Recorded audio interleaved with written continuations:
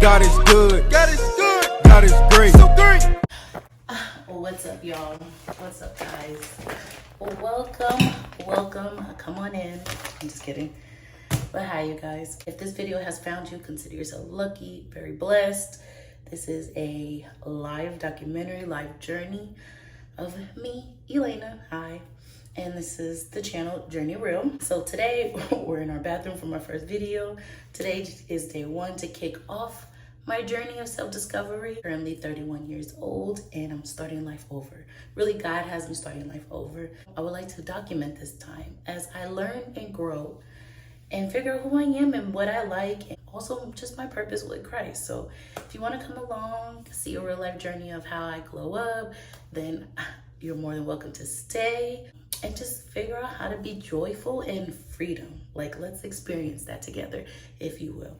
Yeah, so let's get started. I've seen other testimonies and I know a lot of people take them very serious and have like a sit down 101 and they're just staring into the camera, but that's not really my vibe. And like I said, this is something for me to watch back on. So for me, I want to have a conversation and that's just really who I am. So I want to stay on track about what I'm sharing. Honestly, all my life, I've been really close to God. Like, God has been really close to me. He's been around me, but I never really took a relationship with him serious. I just always considered myself back then like really lucky, follow my intuition, and good things always came to me, not knowing now that it was always God around me. So my grandparents were Jehovah's Witnesses, and my experience with Jehovah's Witnesses with parents, they were just very like strict. They were like almost robot-like. We never really got to talk about like personal things, how my grandparents like were raised or any of that. It was just always like Kingdom Hall, reading the Watchtower, just a very judgy finger. Like my grandma, this is how I remember my grandma, just like always judging me, very harsh, just telling me all kinds of things, like just mean, wild things. And so I just thought God was like mean or like very strict. And I was like, I don't want any part of God, Jehovah, because it just seems very strict over there. It seemed like I just didn't belong. With my father, we didn't really talk about religion at all. So I just knew a little bit of God, of like just how my grandparents would, just talk about him. Growing up, I did come from a two-parent home for like a little bit.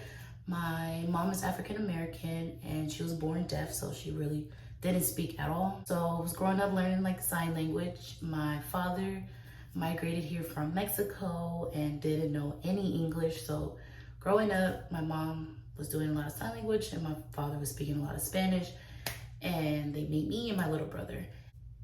Yeah, I think we lived with them maybe for a short period of time. There was always like CPS at our house, a lot of social workers at our home, and they would interview me a lot and ask me a lot of questions. Like I remember those visits growing up. I remember there was times where I would get taken away from my parents and go to like what I know now as foster care. Yeah, it was a really rough time. Growing up, I just seen a lot of chaos. It wasn't really stable. And then it came to a point where maybe I was like 5 or 6 or something, and CPS removed us from our family's homes. I wasn't neither with my mother or my father. I remember being at like a foster care center for like a couple of days until my grandparents on my mom's side came to pick us up, me and my little brother, and we stayed with them. And then some trouble happened there with a social worker again, and we were going to get removed from my grandparents, and a family member, a cousin of ours, stepped up to take us in till maybe I was like 8, 9. And then I remember my father coming to pick us up, and from there we just lived with him. Living with my dad, I mean, he was very like hippie, free. We didn't really have much rules. And I mean, he was just like a fun dad, not strict at all. I mean, he had his thing, like, be home, communicate to me, and just stuff like that, traditional things. But he was never like chores or really abusive to us or any of that stuff. So it was really fun living with my dad. Cancer when I was 16, so 2006, he passes away of cancer. So he was laid to rest in his home in Mexico, and I didn't get to attend that. I never, to this day, never visit his gravesite. Went to that part of Mexico to visit him or family because I didn't get a chance to grieve at all. And the adults in my life at the time just literally didn't know what to do with me. They wanted to take care of me and stuff, but they just did the best they could. I just didn't attend the funeral. Like, they didn't keep in touch with my father and his side. I had to like just raise myself from there. Like, I was going to school because I really cared about school, but I wasn't doing the best that I could.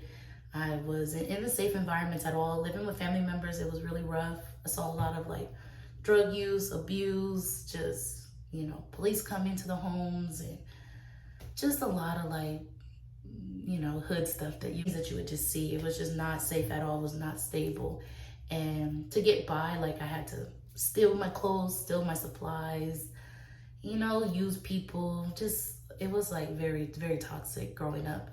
During that time, it was really rough. Found myself with a bad crowd sometimes, and then I would be around all of the, like bad things that teenagers want to do and shouldn't see. And yeah, I became pregnant at 19 and right after high school. And that was a crazy period, just being pregnant young with my high school sweetheart. And we were trying to make things work, but we were just so young. Like, we did not know what we were really doing, but we got by. We had a lot of support. A lot of family would come on his side particularly, and I kind of like left my side of the family, my mom's side, just completely alone. I depended on my kid's dad and his family the whole entire time. And then as we got older, we ended up having another daughter. We get to 2017, that's where we really start. And by then, 2017, I was a first grade teacher, I had 2 children, I was 27, and on the outside I looked great, happy, but on the inside I was miserable. Inside I was like, first time dealing with depression. I was feeling very hopeless about myself, almost to the point where I just felt like shame and pathetic. Like, who am I? What am I gonna do? I don't really know anything else. I can work, but then I would always have to like leave my jobs and take care of the kids. So I never really had enough money for myself to do like the things I want to do, or like advance. I was always in and out of community colleges. I attempted college so many times, community colleges, like 3-4 times. I was trying to go to school, and it just didn't work out for me. Nothing would stick. It would just be with my children, and to escape, I would just smoke a lot of weed, like literally every day, all day, or I would drink a lot just to numb everything, because I just couldn't feel how I wanted to feel sober. I wanted to escape from that. So towards the end of 2017, I was just like over myself, and I was, like I said, my relationship was getting toxic. We were always together and not together, back and forth, just not being stable, couldn't get along. Like, we're trying to do it for the kids, trying to do it because we just been together for so long, but like the love wasn't really there, the respect wasn't even there. It was just coming to an end, and we ended up having like a big fight. I looked at myself like, when are you gonna change? Like, when are you gonna get out of this life? I'll get back to these nails, sorry. I only got like 2 more to go, and then I'm gonna paint my nails. So, are they cute? Like, I'm really doing something. I might keep this length, but we'll see. Let me finish these 3 nails. I'm feeling like really hopeless about myself. And after that argument we had, and I was like, you know what? Enough's enough. Like, I'm tired of just breaking up and getting back together. I'm tired of like being fake happy and sad. I'm tired of like, I could smoke all the weed I want. I could drink all the alcohol I want, and I'm still not happy. And I never would be happy. I was never happy. Even when I would come down, I was just still sad. I ended up looking one night in the middle of the night, like for shelters. Because at that time, I would work, but not enough to save my own money, not enough to get a place. I needed to have somewhere safe because I had 2 girls at the time. What we're gonna go and do, and my family members didn't have the best, financial, they weren't stable. They didn't really have room for me to move back with them. I didn't know what to do because I was so totally dependent on my ex and his entire family that I really didn't have anything for myself. Yeah, I ended up looking up shelters. Like, am I gonna go live at a shelter? I just couldn't be there anymore. I ended up coming across like a safe haven home, like a transitional home for women and children. Yeah, I ended up getting into that place, and my life changed. After there, I got really, really close. I'm gonna do like a separate video on like how I moved into a transitional home, what it's like living there. I have thousands of stories of like so much stuff that I learned there and did there, the drama. Like, I'm definitely gonna do like a separate couple of videos on just my transitional home, but just to give you the gist of it, it was definitely like a Christian-based safe home, a transitional home. Women coming from prisons, domestic violence, drug abuse, homelessness, like women from all walks of life that needed a somewhere to be safe. You first would have to go to like an intake appointment. They will hear your story out. And then if so, if you're approved, then you can like live. And they had many homes.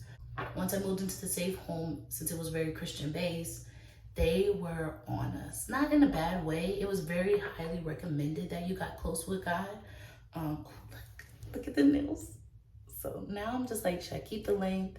I'm gonna do the polish next, but this color. Hopefully it looks just like the video because that's exactly what I was going for.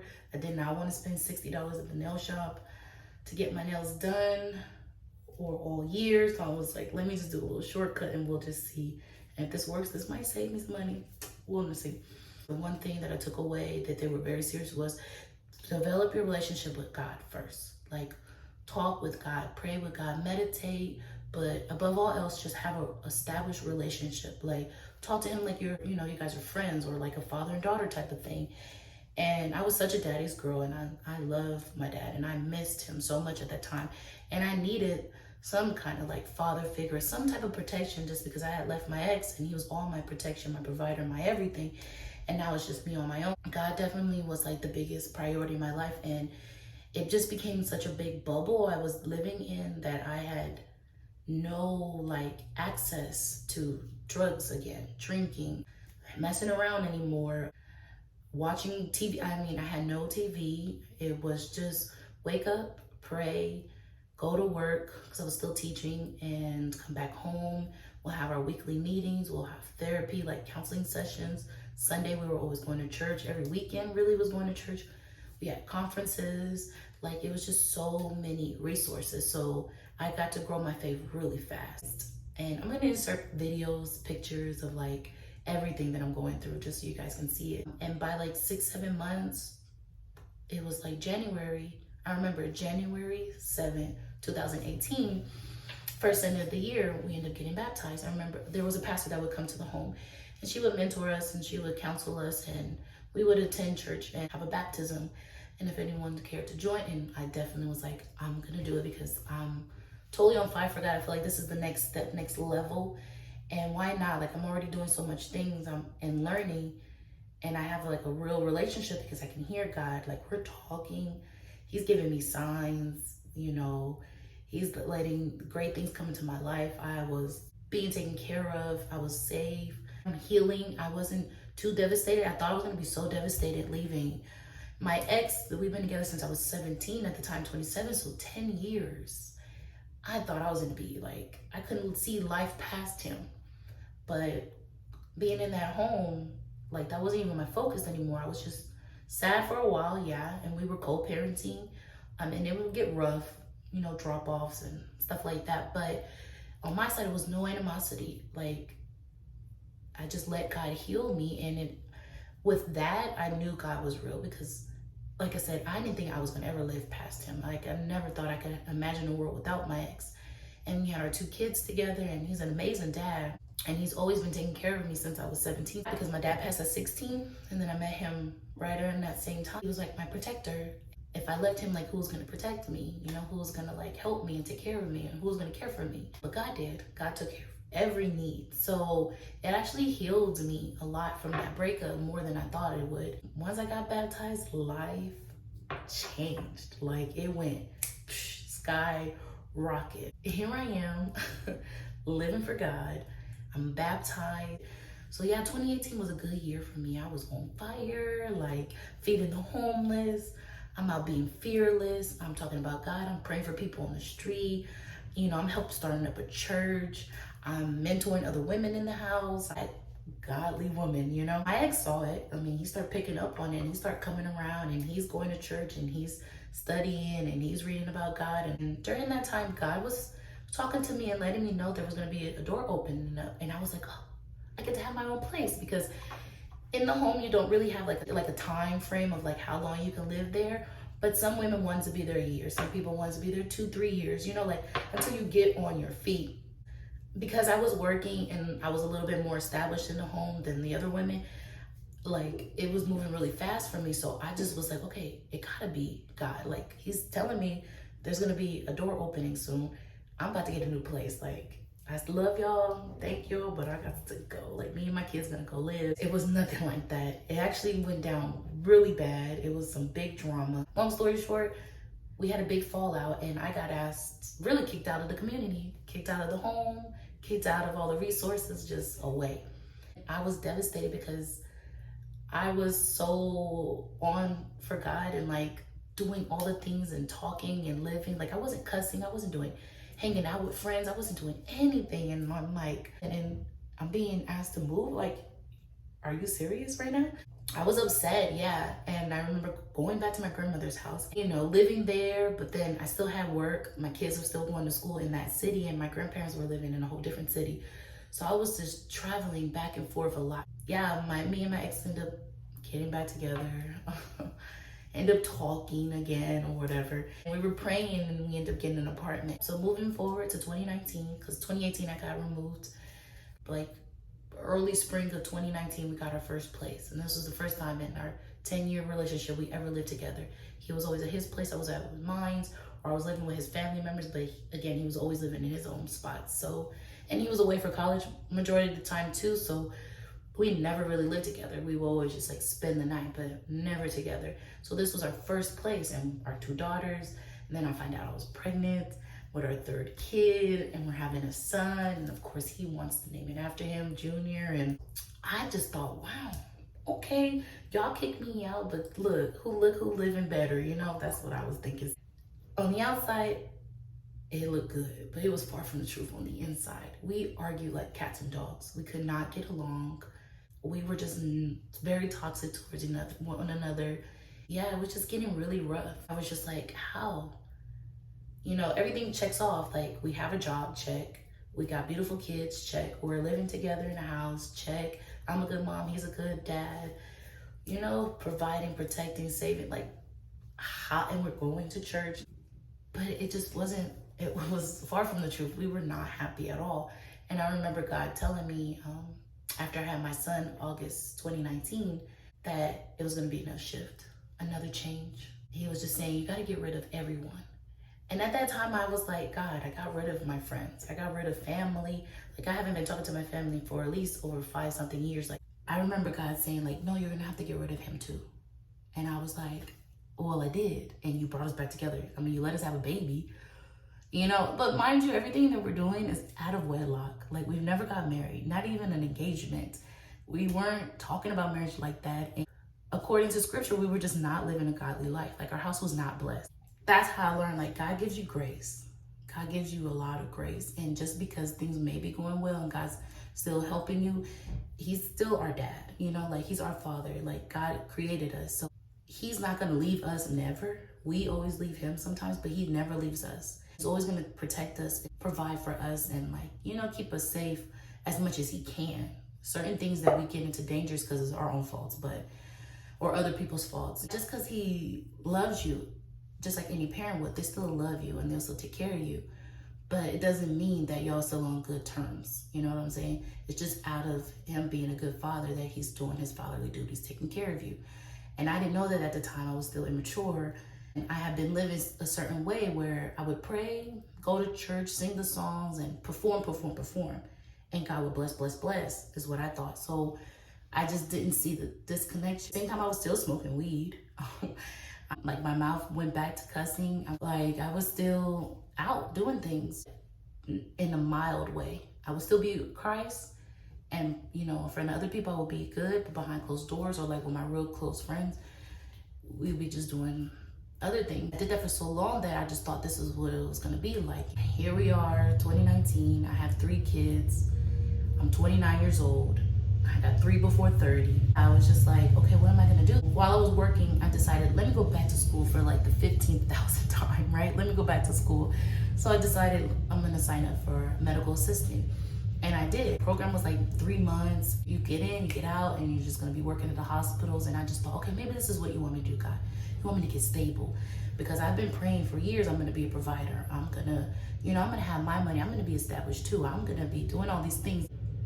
This is what you want me to do, right? If you want me to go to school, let the school let me in. Let the school, let people help me pay for it. Like, And those things did happen. Really fast paced program. And I was getting really good grades. Like, I felt really good about myself. Like, okay, I'm gonna do it because I got 3 kids and they're gonna see their mom just, go to school, go to work. I'm gonna be that, like, that go-getter. But yeah, here I am. It's February 2020. It's crazy. 2 weeks away from graduation. Well, we ended up doing our history, me and my ex. We got into another huge fight. This time it was really bad, and I was just like, I cannot do this. And I remember hearing God saying, you gotta get rid of him. And I was like, how? Like, how am I gonna get rid of him? Like, we live together. Like, I'm working part-time because I'm still going to school. So like, I didn't even have no $2 saved to like even leave him if I wanted to. So like, maybe make him leave, you know what I'm saying? Like, have him leave me alone. Like, God, you could do a lot of good things, so have him go, But no, God was telling me I needed to step up and make those choices. I could be very honest. In the relationship, it wasn't just him. It was a two-way street. We were both toxic. I know and recognize that I was verbally abusive to him. Like, I would say the most foul things to him. I wanted to hurt him back because I was hurt. I would just do petty things, even though I would say I hate him and say these bad things about him and tell him he was nothing. I would still be around though, but I would tell him like, I'm only there because I'm using you. Like, you're gonna take care of me, so I don't give a F about you because you're gonna still provide for me, and we got these kids, like, just dumb stuff like that. At that time, I don't know where I was thinking, but I really had a bad mouth. I know I was verbally abusive to him. When we were bad, it was bad. And when things were good, we would laugh and, sweep things under the rug and just, have those good times. But then when things got serious or like real things needed to happen, then those feelings that were swept under the rug, we're tripping over them now. And they're coming out, and I would just explode. Break up with him, threaten him, or do stupid stuff, and then we'll get back together a couple of weeks later because we just missed each other. And we were just toxic for each other, like, just really bad. Yeah, I ended up finishing the program. I graduated, thank God. I was like, okay, what am I gonna do? Then the next month was March. March 2020, everybody knows this. March 2020 was when the world changed, when the whole world changed. A big shift came. Yeah, it literally threw me for a whole loop. Like, I'm not working because they had to shut down. I was at a massage place, front desk, so no massages during this time. Everything, we went into a shutdown. Could only go out for essential things, and it was a real time, that 2020, everybody remembers. So for me at that time, I was just like, what do I do? Like, I can't even work in hospitals. I can't even do my externship and finish up this last thing that I need, because I already got the certificate. I already finished. Like, I paid the school off, everything. I just needed to gain those hours, and for months they would drag it out. So here we are in March. I'm figuring out, okay, I'm gonna be a stay-at-home mom. He's still gonna work, and even though things are terrible, we're still gonna live together because that's just what we know. I remember my birthday comes around June. I just turned 30 at the time. I just remember praying and wishing, like, God, on my birthday, like, you're gonna change me. Like, you gotta get me out of this place because I feel weak more than ever. I feel like so out of place. I just feel so hopeless, like, I thought I had everything I needed, and I do, but it just gave me no satisfaction. And that was something I had been battling for years, not feeling satisfied for nothing. Like, it didn't matter if I go to the top vacation, top concerts, to go hang out with friends, go party, go spend money. I mean, everything you could think of. Get high as I want to, get drunk as I want to, do anything I wanted to, take my kids places, go do things with them, like, devote myself to. I just was never happy. It would always come back to, like, I'm just sad, like, what's life, And I recognized, like, I was being so detached from everything and everybody. It's like I couldn't even feel anymore. Like, emotions were so far from me that I was just like a robot, just performing, doing what I'm supposed to do, but not like the things I want to do. And I would battle a lot, but I was just like, listen, you're a mom. Your kids are beautiful. They're happy. They're healthy. Take care of them. I mean, you got a man. He doing what he need to do. Like, what you complaining for? And people around me would be like, girl, what's wrong? Like, you got a good life, you know? But I was just never fulfilled. It was not what I dreamed. I was not living out one dream I had. I was not living out nothing that I thought. And even when I would gain those things, I would still not be satisfied. And I was just like, God, I'm 30 with 3 kids. And I really feel like I'm not nothing. Like, I really need you to help me. So here we are. It's summer 2020. Everyone's trying to adjust to being at home, stay at home. That time, I was like, I need to pick up money. Start getting a feeling. Like, I was like, get ready, right? So I was like, okay, I'm gonna need some money. I ended up becoming a nanny. A lot of parents were working from home and their kids were at home. So I would come in and help out while they would work, and I would take care of the children and I would get paid. And it was a little money here and there. There was this one family in particular, they had a daughter named Grace. I fell in love with the family fell in love with me. Like, it really bonded. And just hearing that Grace, it always followed me. Grace. God is always taking care of me. God's always gonna help me. I'm always like barely making it, but at least I made it. You know what I'm saying? Like, I don't know, it just resonated with me so hard. And I was like, okay, God, you know, you're giving me grace. All right, cool. And I start to save up.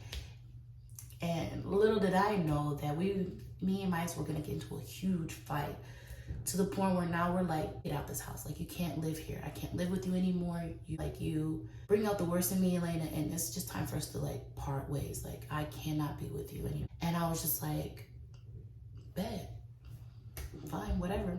I just started talking my crap like I always do. Like, oh, it doesn't work. Don't worry about me. God got me. He loved me. I'm going to be moving out. You're going to be sad, whatever, this and that. Because, you know, God loved me. He take care of me. Like, I got baptized. I really love God. I know God. Like, I was talking so much crap, but the whole time, I didn't know what I was going to do, where I was going to go, what was going to happen to me. Like, nothing. It's my last night in this apartment.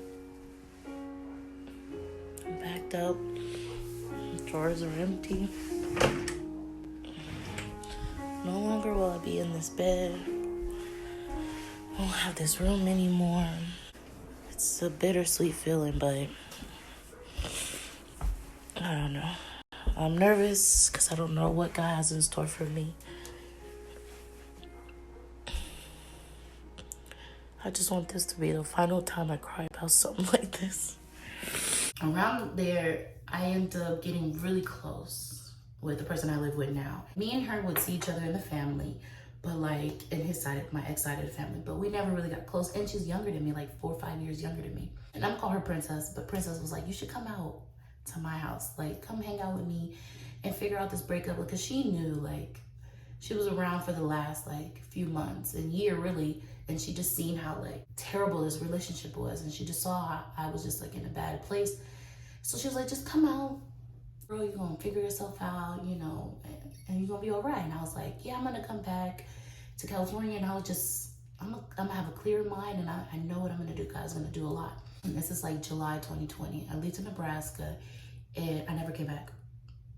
I never came back. Like, living in Nebraska, I did not know taking that road trip was the start of no return. Like, I was never coming back, and I haven't. I'm not back in California. Like, this road trip, I did not know what was in store for me. I did not know everything that I had prayed 5 years, 4 years, 3 years, even that day was gonna come true. I had no clue what I was gonna get myself into, but God knew.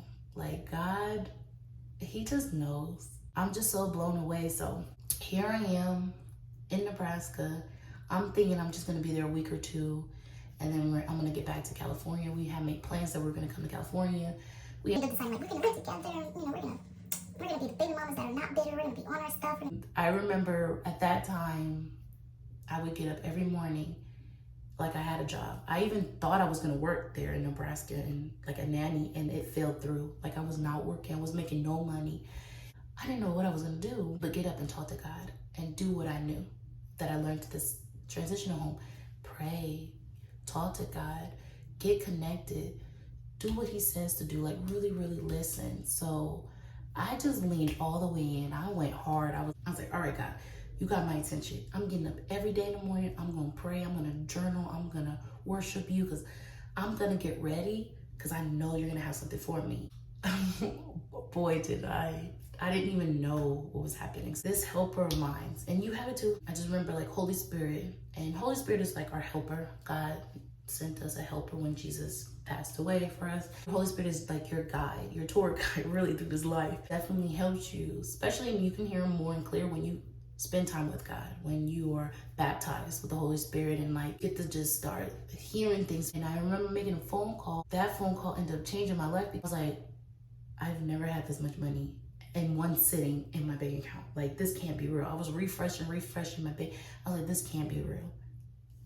It really was. I was like, okay, God, what do you want me to do? Because now I have money, like money to do stuff. Like, what am I supposed to do with this? I was just so scared I couldn't even spend it because I didn't know what to do. At first, I thought it was fake. I thought it was like somebody deposited the wrong thing. They're gonna call me and be like, Elena, we need that bag. The bank was like, that ain't your money. Like, but it never happened. It was really for me.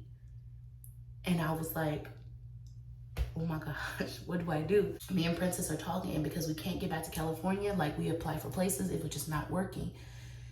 We were like, what if we just stay in Nebraska? Like, rent is so cheap here. Like, for $1,000, you can get you a big old 2-bedroom in a skyscraper. Like, and that's what we ended up doing. And I'm gonna put in a video. I remember God telling me. Morning, guys.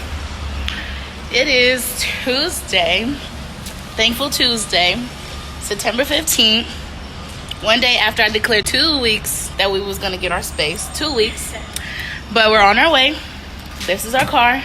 We're on our way to go sign our papers after a lot of tears, crying, and prayers, hoping and believing. We're signing papers. We already did, but we're about to go see our house. I'm so excited. Dang, the lighting sucks really bad, but there, hi. I don't look too dead. Anyways, yes. Thank you, God.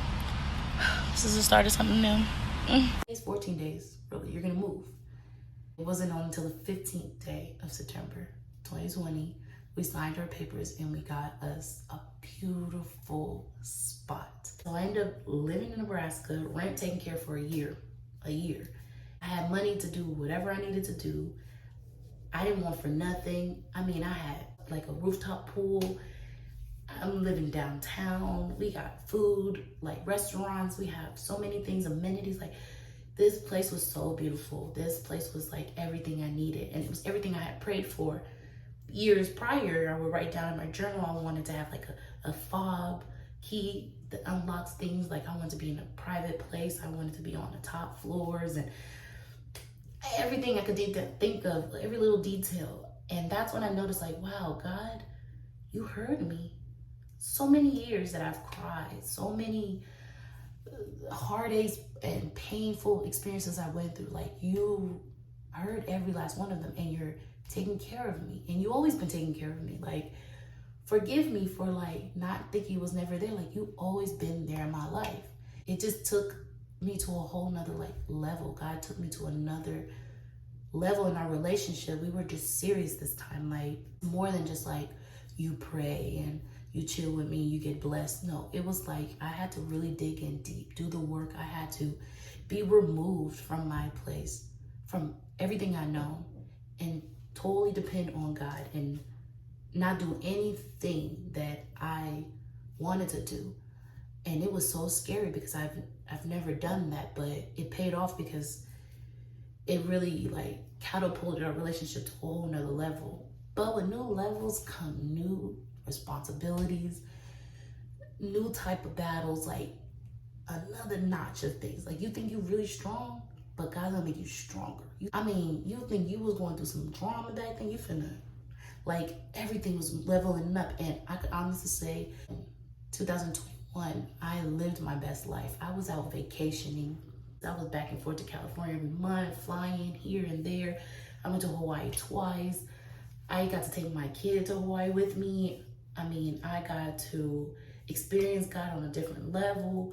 I was living the blessed life, so much so that the state, Nebraska, the city I was in, was known for the good life. Like, it literally said the good life. Welcome to the good life when you would drive into Nebraska. And I was like, this is crazy. Like, and so I thought, like I said, my testimony is going to be a little bit different than what people typically do. I know a lot of people throw in, God did this and you should turn your life over to him. And then that's not me. That's not gonna be me. Jesus never really pushed himself on people like that. It was either you is or you ain't. You gonna follow me or you not. You want to get better or you don't. Like, which one is it? You gotta make a choice. Jesus was all about choices. That's how I came to Christ. When people would get on me, like my grandparents about Jehovah and being Jehovah's Witness, they would be on me and they would judge me and they would tell me cruel things.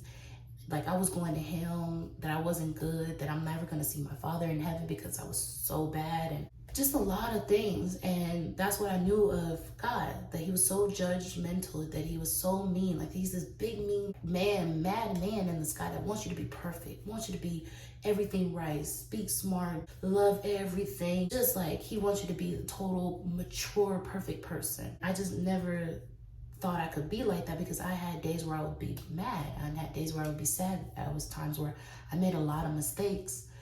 I would get myself into a lot of trouble sometimes. I just didn't think I fit the mold that my grandparents were teaching me about God at the time. Listen to pastors a lot. Even them looking at their lives and seeing like how they lived and how they, did a total 180, and they were just like holy, sanctified people. To me, they just look happy, all the time, like blessed, rich, wealth, like good, picture perfect, like all of that. Saying all these scriptures, like at this time, 2020, I only read maybe 3 books out of the whole Bible. And to this day, right now, 2022, I have not read the whole Bible at all. I can't tell you exactly what scripture, where it's at.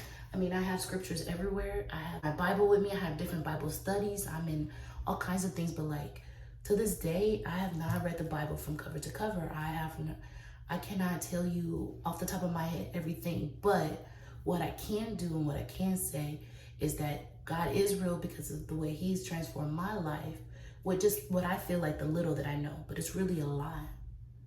I have so much rich experiences with God that I thought I needed to be like perfect Christian. And yet me and God, we've been through so much. So fast forward from 21, living my best life. Here we are in fall of 2021. My lease is up. I'm thinking like, okay, girl, me and Princess are getting ready. We're gonna go back to Cali this time. We're both talking about God. We're for God, but no. In reality, me personally, I was still doing what I used to do, my same program. Pray, fall off, come to God when I only really needed him, cry, and then be happy. And I was just like on an emotional roller coaster. How am I back in the same feeling again? I mean, I was coming off a big high of living my best life, doing all these great things. I had the money now. I had friends to go celebrate with. I could do things for my kids. I can do whatever I want. But internally, it was that feeling again. I'm not doing what I want to do. Like, I thought I was, but even doing all that didn't give me like real satisfaction. I've always been joyful. That's a different thing between being happy and joyful.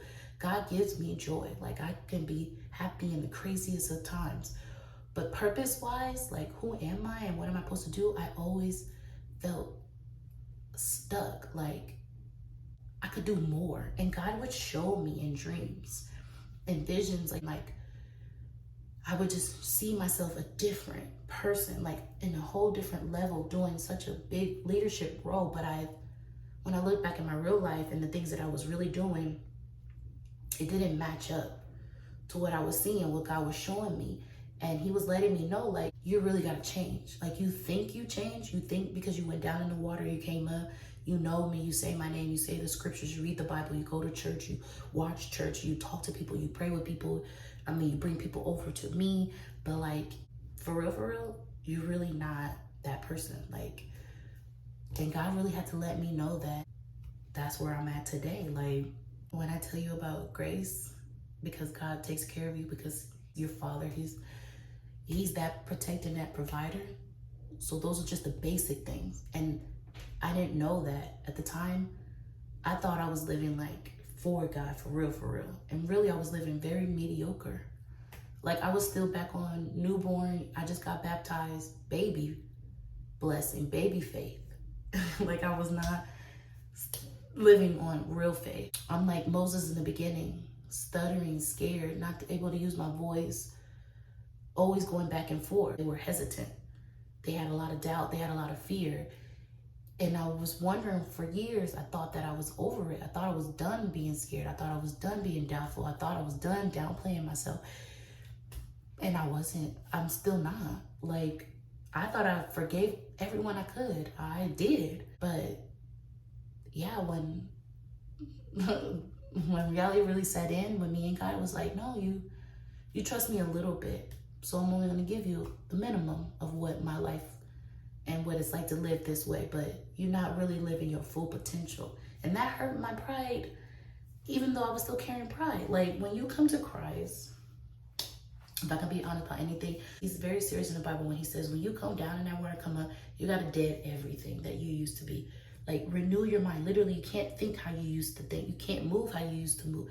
Just because you don't cuss no more, drink no more, have sex no more, party no more, talk down on other people or nothing. Like, no, it's much deeper than that. That pride, thinking you know, oh, I'm too above this. I don't do that. I don't do this. Or I'm not going to talk to them. I'm not going to go out my way and go help somebody there. Or I'm not going to turn the other cheek. Like, literally, like, literal. What Jesus was really doing with his disciples, teaching them. And he would say, like, I'm telling y'all, and I'm paraphrasing. Don't get me on the Bible, but I'm paraphrasing. But the wisdom that he would give us, the seeds, some of them fall on different types of ground, different types of ears. Some people who already know too much, so it's like there's no point of God working in your life because you know so much, you know? And then there's people who just are open to having God come in, but then they take over after a while when things are really good, when they feel really confident, feel they got power, you know, they start moving different. They start moving on their own ways. And then you just got people who are just like totally neglectful, like no, they just don't hear nothing that you're saying. And it's a shame to be any of them, because what God really wants you to do and what he really wants you to be, so selfless and so not about your own desires and your own way that you think you should be. He wants you totally on him. He wants you, when he says like empty vessel, he wants you completely empty of yourself. And that means those fears that you have, the doubt that you have, the gossiping that you still do, the things that you do in the dark, the things that you do by yourself that nobody sees you do, the way you think about people, even though you don't say it, but you're thinking it in your head. All those missed opportunities that God gave you to go do, but you talked yourself out of it. Like, all of that is still sin. Like, sin is going against God, not doing what he told you to do. Even when you're being lazy, if you sleep in too long, like if you do halfway what he tells you to do, you're still wrong. You're not doing you're not living your full potential. You're not doing it really right. And I learned that the hard way now. 4 years ago, I was baptized, and here I am, 31, and I didn't realize, like, I've been performing all this time. Like, I don't trust a lot of people, and that's a problem. I don't like a lot of people, and that's a problem. I am not pushing myself out my comfort zone as God wants me to, not how I want to, and that's a problem. Like, so I know, like, in traditional testimonies, people tell you, oh my gosh, I had a bad life. I came to God, got better. I started learning the Bible. I started worshiping. I'm working in the church. I'm doing all these things. And my life just went and good to those that really took that faith, because I admire you. But for me, I could just honestly say no. When I got baptized, I was still doing the things that I wanted to do. I didn't think they were, harmful, because it's just me doing it, you know? But not trusting people, really not liking people, not letting people get close to me, trying to take a lot of things in my own hands. You know, it may not seem bad as like all the other things, but it's still bad to God, because he has no room inside my life for real, to catapult me to the next level. You know, so right now it's like, I'm on mediocre. And that sucks, because I don't want to be like that. So, like I said, the whole premise of this channel and part 2, part 3 of this testimony, as we will grow and see, it's going to be a lot. Like, I have to learn to trust God all the way, meaning that I can't think how I want to think and how my life should be looking like. I can't, and I can't be half doing prayers, half doing, like, I can't. Like, right now, currently I'm in Texas. God did move me to Texas, yes. He did tell me to come here, not go back to California. I'm plugged into a church. I'm in 2 Bible study groups. I have mental breakdowns still. I'm still battling a lot through depression. I developed that probably before my 2nd kid. Every fall from September till January, I'm not even realizing I'm sinking down into depression. I deal with seasonal depression. Normally in January, I'll have like a big mental breakdown where I'll just be so devastated. And then this year, I just had a breakdown one day, and it was crazy because it was on Valentine's Day of all days. So it was very recent. I would keep that a secret and hide that to myself. I have a terrible attitude. And one day I'm happy, one day I'm sad, and I'm crying like, God, what is going on? Not to say that you can't have depression when you're with God, but it's still an indicator in your life letting you know like you haven't gave everything. Like God wants all of you. I'm just now discovering I'm not that perfect person I thought I was gonna be. Duh. God doesn't want me to be that way. Like He literally wants my mess. He wants me as bitter, sad, crazy, depressed, like anxiety, like not thinking positive, not always in the best mood, not believing in myself. Like He wants all of that. He wants me to give it all to Him so He can heal that up for real in the proper way. And then also let me use that to catapult me to the next level. Because I was thinking that I needed to come correct. Like the first time when I got baptized, I got rid of everything of the world and I got baptized and I thought I was just gonna live the best life. And that's so far from the truth. Like just because you follow Christ does not mean danger, drama, just painful experiences miss you.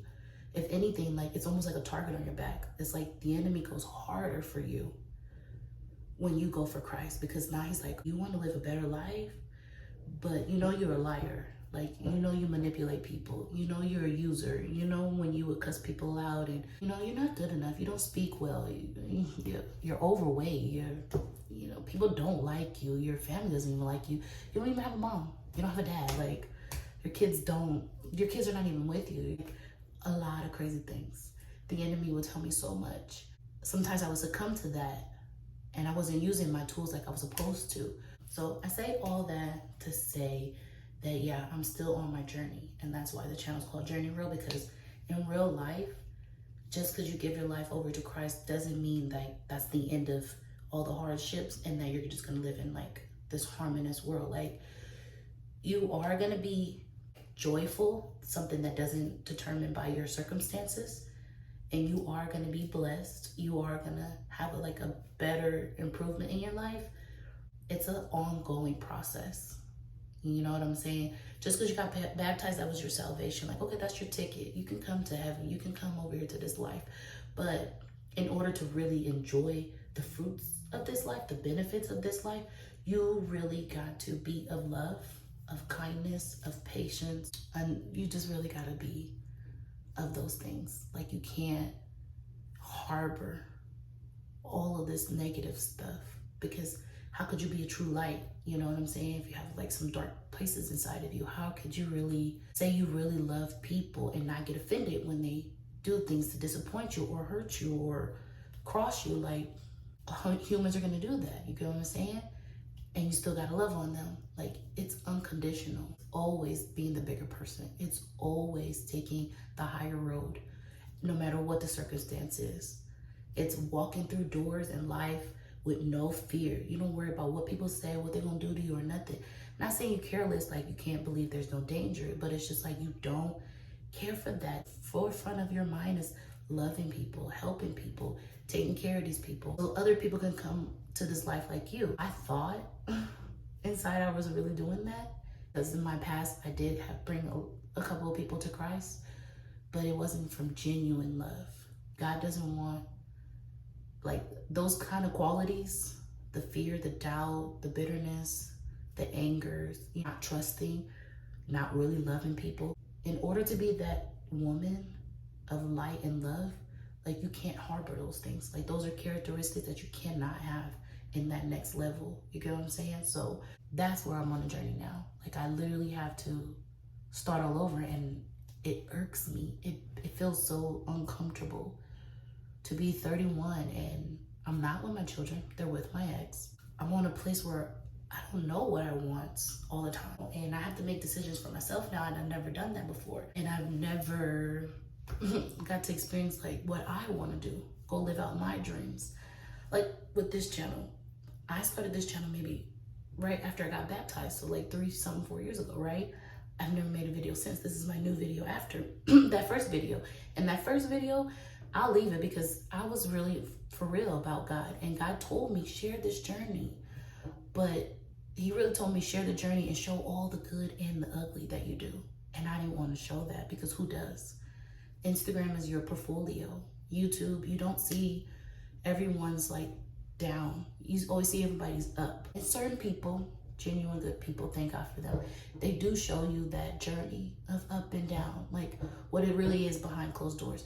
But because I've always been a performer, just doing what I need to do and looking good while doing it, I never dared to admit that I was dealing with depression, or I was in a bad relationship, or that I failed at a lot of things, and trusting that I am good enough for the position, that I don't have to look like this, sound like that, or have the money like that. I can come in doing this way, but I never thought that, not even till this day. Like I thought a whole different reality. I have to be so vulnerable and I don't want to. But there's so much healing in being vulnerable. So I don't know if that makes sense. Like I said, this is not a traditional testimony. Like I said, it's gonna be an ongoing journey. You guys are more than welcome to watch my journey. As I move on, I wanna look back 1 year from now and see how much like real growth I've changed. I wanna learn how to cook. I wanna learn how to love myself. I wanna learn how to love real people. I wanna learn how to make real friends, real connections. I wanna trust, and not get scared that if someone's gonna hurt me back. And if they do, like that I'm still gonna be okay. Like I wanna see myself next year not going through seasonal depression. I wanna see myself really healed, being able to connect with people and my kids. I wanna see where God can take me next beyond my imagination, but it starts me admitting to saying that I'm not in the place that I thought I would be. I'm not fully healed, and I'm literally starting all over, like all over. Follow the journey here on YouTube that I'm learning. Anything I'm learning, I'm just gonna share it.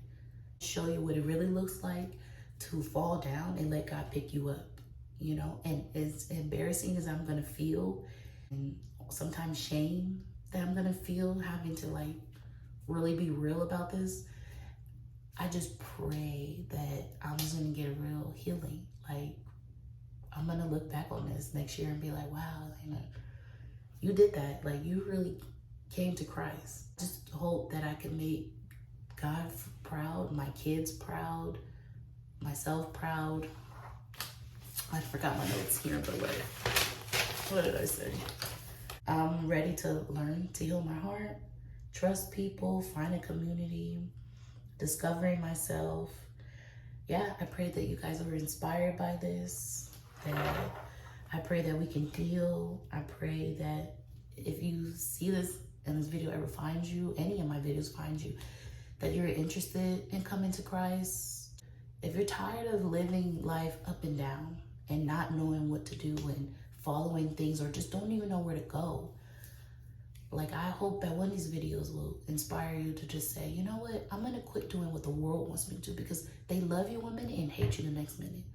But with God, he never switches up on you. Like he loves you every day, all day. He loves you when you make a mistake. He loves you when you lie. He loves you when you disappoint people. He loves you when you go too far. With other people, they'll cut you off. You'll go to jail. You could lose things, like you lose your job, your family, your money, your status, your everything. But God, he'll never look at you different. And for that, I love God. For that, that's why I wanted to turn to him. I'm ready to see a miracle happen. I'm ready to see the glow up. I'm excited, even though it's gonna hurt. It's gonna be a good thing, because I just can truly say I definitely am healed. I'm definitely living for God in the way that he designed for me. There's no one-way path.